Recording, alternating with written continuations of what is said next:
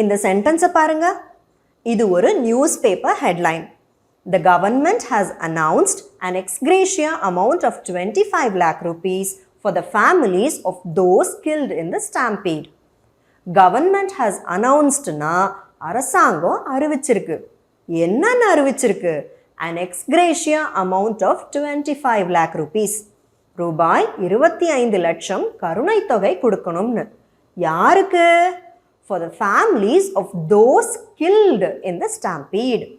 கூட்ட நெரிசல்ல தள்ளு முள்ளுல சிக்கி இறந்து போனவங்களோட குடும்பங்களுக்கு. எக்ஸ்கிரேஷியா அப்படின்னா பணமாக கொடுக்கப்படுற கிஃப்ட்.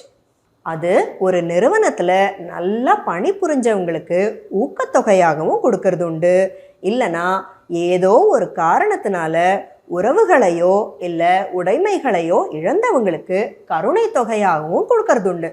ஸ்டாம்பீடு அப்படின்னா பதட்டத்தின் காரணமாகவோ இல்லைனா அதிக உற்சாகத்தின் காரணமாகவோ திடீர்னு ஒரே திசையில் ஒருத்தரை தள்ளிக்கிட்டு நெரிசல்ல ஓடுறது.